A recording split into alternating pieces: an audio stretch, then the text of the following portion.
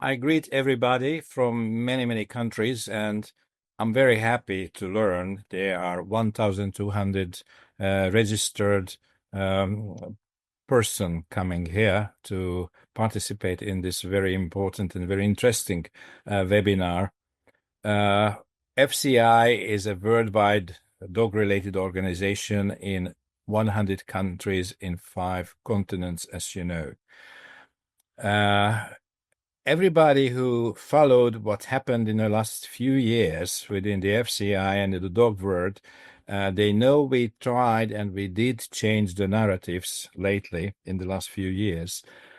And we started to get connected to political decision makers, animal welfare organizations, and we want our voice to be heard.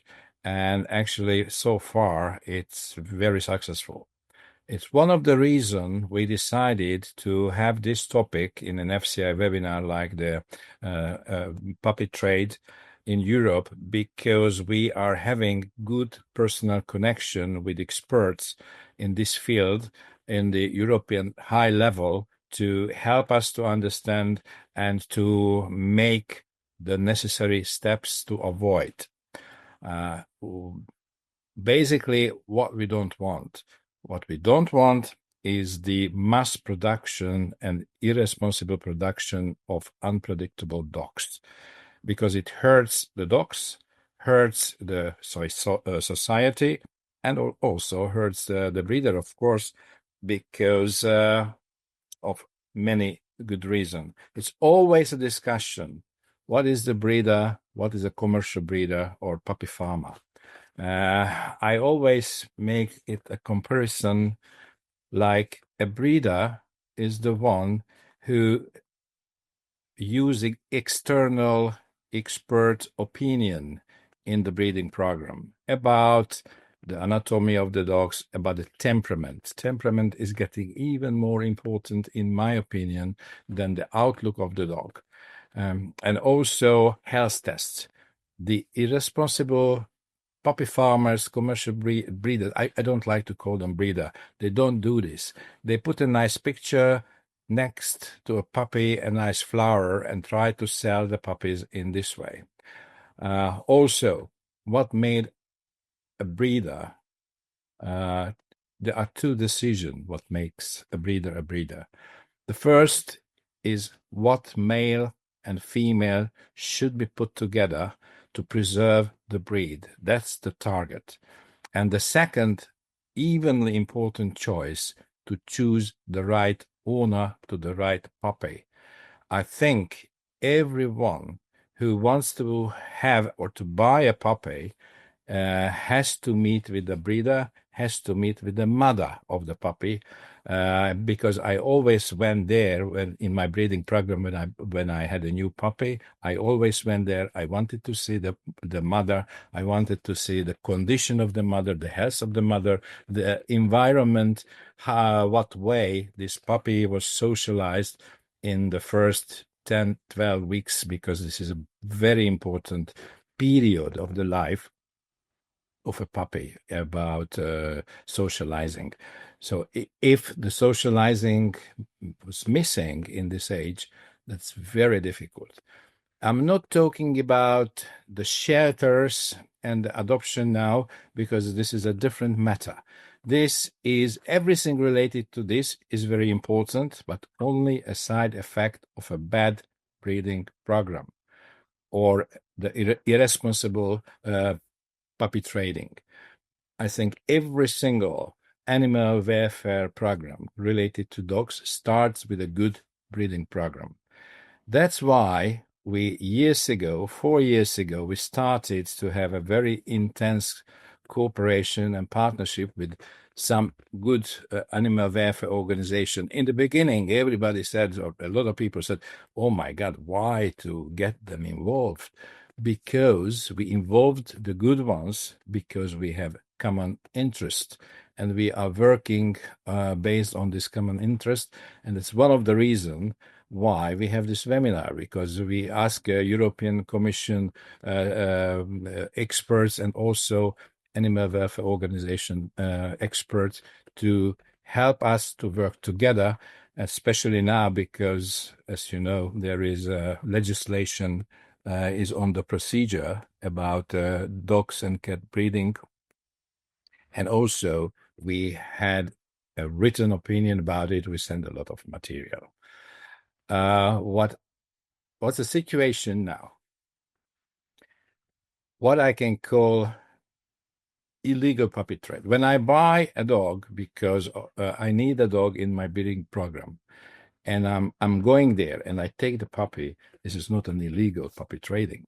But when I produce a whole litter or many litters and I send them somewhere, even without knowing who will be the owner, and I use somebody in between the breeder and the owner to have the puppies and to keep them, this is puppy trading, even so without registration, without control.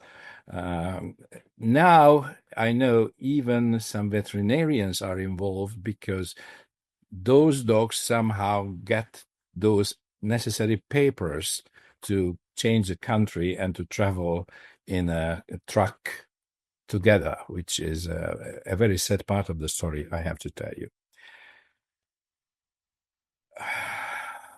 After a breeder choose the parents and choose the right owner to the puppy, then it's a minimum chance this dog will be ever abandoned in its life, because then it's the right match. Why anybody want to buy a dog? First, maybe working with them, but those numbers are getting smaller and smaller, but still exist. And having a companion. This is a new function of the dogs. It was not a primary function 100 years ago, but now to avoid loneliness, depress, frustration in the society when people are, many people living alone and need and a living entity next to them, making them waking up in the morning, a reason to wake up in the morning. These are those reasons we buy a dog. So we have to consider it when we produce the dog and we decide how to do it. I would like to welcome you again. And I think the FCI office and also Attila and Wenke made a program very interesting, even interesting for me who know a lot about it, because the stakeholders are real expert and they are digging deep in all this subject. Please enjoy this afternoon, and I'm going to stay with you all the way along. Thank you. May I say one more word? Of course. Because not everybody knows it. We made a statistic first last year to understand what the breeders produced is how big part of the whole dog population is or small. And in Europe, the average number percentage of the pedigree dogs are 14%, 1-4. In some countries, it's only 5%, and in some other countries, almost 60%. Mostly the Scandinavian countries, they have a very high percentage of pedigree dogs.